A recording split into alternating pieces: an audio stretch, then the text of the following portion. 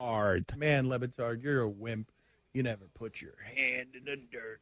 It's football. It's a man's game. Be a man. Get concussed. Stugotz. Be a man, Lebatard. Have your brain scrambled. Drool out your mouth. Drool, Lebatard. Be a man. This is the Dan Lebatard Show with the Stugotz on ESPN Radio. Have you ever wanted to live in a mansion, drive a luxury car, and be recognized by millions of people? Well, there's no better way to make those dreams come true than by attending the Stugotz School of Fraudcasting. But don't take it from me. Listen to how the Stugotz School of Fraudcasting has changed the lives of people just like you. I was under the impression that Stugotz would play more of a role in the school. The most interaction I had with him was the day he came into class and had us pitch him some show ideas. I found out that he tried to sell one of my ideas, and when I asked him about it, he said that as a student, all of my ideas were his intellectual property. He went on to try and convince me that this was a valuable lesson in the art of selling, which he said is 75% of broadcasting. I've always admired Stugotz and wanted to learn from one of the best in the business, so I registered for the only class he was scheduled to teach. Of the 5 classes we were scheduled to have, so far, we've had 3 substitutes and 2 cancellations because of last-minute meetings and lacrosse games. I produced a local TV show with Stugotz for 3 years. It took me about a year, but I finally realized that what we put on TV and whether or not people watch didn't really matter, as long as we had sponsors. We haven't been on the air in 8 months, and I still haven't been paid in full. I never attended this school, but I'm not above telling other people to attend, hoping their tuition will in some way or another contribute to me getting paid. The Stugotz School of Fraudcasting will teach you everything you ever knew. ESPN Radio is presented by Progressive Insurance. Stephen A. Smith, half hour on the Shell Pennzoil Performance Lug. My favorite part of that last one, beyond imagining the commercial ending with Stugotz's face frozen and a gleam on one of his teeth as he does sort of a fist pump, is that last voice you heard in the testimonials was Guillermo. And that story was absolutely true. So if you can get that, Mike, can you cut that so that we can play it? Because every time we play it, Guillermo shrinks into his seat and is mortified. And he just took one for the team and decided to read that because Mike wrote it. But I don't believe there's anything false in this story that was told in the testimonial, in Guillermo's own voice, by the way, which Mike could have allowed someone else to read it. But no, Mike had Guillermo read it. And this actually happened in real life. I produced a local TV show with Stugotz for 3 years. It took me about a year, but I finally realized that what we put on TV and whether or not people watch didn't really matter, as long as we had sponsors. We haven't been on the air in 8 months, and I still haven't been paid in full. I never attended this school, but I'm not above telling other people to attend, hoping their tuition will in some way or another contribute to me getting paid. The Stugotz School of Fraudcasting will teach you everything you ever knew. Yeah. Ding! Like one tooth shining and a point to the camera. It is all true, and it's a lesson out there. You're in business to make money. That's it. It doesn't matter what your business is doing. You're in business to make money. Unless you work for Stugotz, in which case you're in business to make money that you will not get paid. Right. Well, that means you make more money. That means you make more money. Well, that does not make... Listen, I'm in this for me, man. Right? I'm not in it for the people who work around me, okay? I'm in it for me. I know. Okay? I mean, and if not paying Guillermo puts more money in my pocket, well, so be it. I know. That's not, that's evil. Yeah. Evil. Yeah. That's not. I mean, it goes several exit ramps beyond immoral. But to you media members, what I'm telling you is, listen, I'm telling you, find some, advertisers, people who spend money in the marketing community, and befriend them, okay? And then it doesn't matter what you do. Like, it doesn't matter what kind of product you trot out there. As long as you have people that are going to back you with dollars, you'll have a very successful career. Can you stop with the lessons? Because I feel I'm teaching.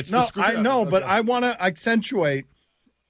Is it finger guns at the end, Mike? I want to play the back end of that again. Again, this actually happened. Guillermo was producing Sports Bang, a local television show for Stugotz. But I also like how Stugotz comes in chipper at the end with his endorsement. I want you to imagine freezing finger guns and a single gleaming tooth with a ding where it shines. I produced a local TV show with Stugotz for 3 years. It took me about a year, but I finally realized that what we put on TV and whether or not people watch didn't really matter, as long as we had sponsors. We haven't been on the air in 8 months, and I still haven't been paid in full. I never attended this school, but I'm not above telling other people to attend, hoping their tuition will in some way or another contribute to me getting paid. The Stugotz School of Fraudcasting will teach you everything you ever knew. Texter writes in, the Stugotz skit is lame. Just stop. Guillermo, put it on the poll. Is the Stugotz skit lame? Should we just stop? Yes or no? Can I vote yes so that it stops? Yeah. Yes, you can vote yes so that we stop doing this to you. Feel free, Texter, to go listen to something else or just go to hell. That's fine, too, if you want to do that. Just straight, just speed pass, go. Fast as you can, rocket ship. No speed bumps, no detours. So let me just get this straight. The Stugotz skit is lame. Just stop. Have you ever dreamed of being a professional broadcaster? At the Stugotz School of Fraudcasting, we can make your dreams of attending a broadcasting school come true. But don't take it from me. Listen to how the Stugotz School of Fraudcasting has changed the lives of people just like you.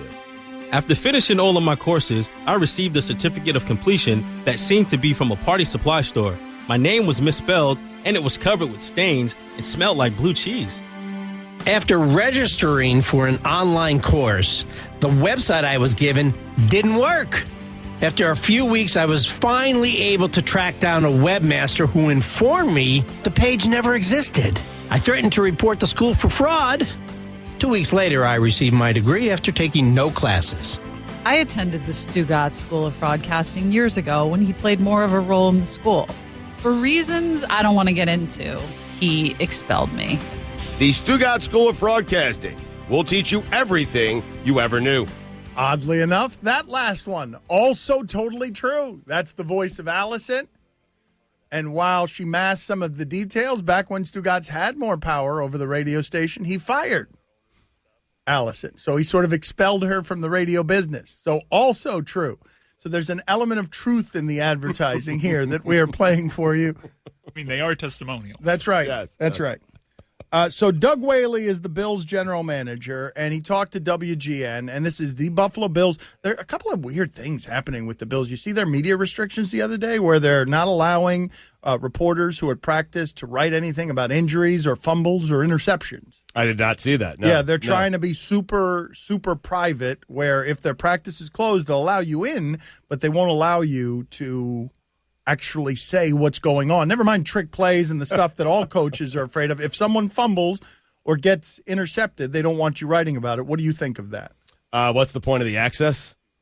I mean, seriously, why grant media access if they can't, tell the fans what it is that they're seeing? It makes no sense to me. So these are just practices that were generally closed. They're actually allowing the media in, but just don't. I think that's actually kind of cool. Why? Because it actually helps inform the reporters if they see something in practice. Not that they'll actually relay it, but they might have a better idea of why certain things are happening in a game.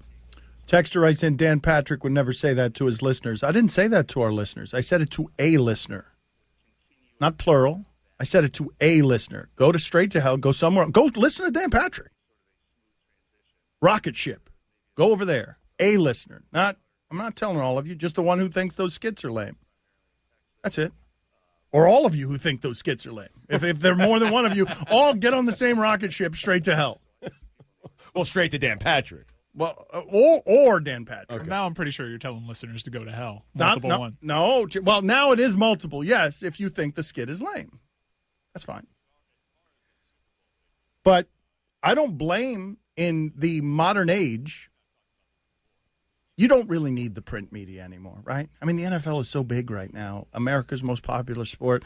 If newspapers and local TV stations don't ever again utter a word about the Buffalo Bills, are you actually harming the product or are you harming your news organization? By not... You're harming the product. You're harming the news organization?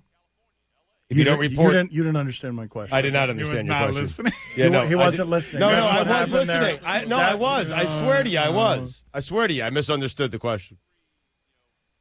Tell me what the right answer is, and I'll give you the answer. Yo, chicken time. Now, Danny, you have to be nice, but she was a fraud and wasn't listening. Clearly, totally took him by surprise. Fraud. Be nice. He's starting to get mad. You see him? I mean, but it's his job. There's harm in the news organization. Job to sit here and listen. Job. Yeah, but I never know when you're going to ask me a question. Okay, that's my fault. You're supposed to always That's listen. no, it's on me. It's not on you. It's on me. That is such a good device right there. Yes, that's a good. That is such a good device right there. Where I never know where there. It's not followed by any sounds or anything. It's just one unruly chicken that has been that is fraudulent. Escúchame, it is the Dan Lebatard Show on ESPN Radio.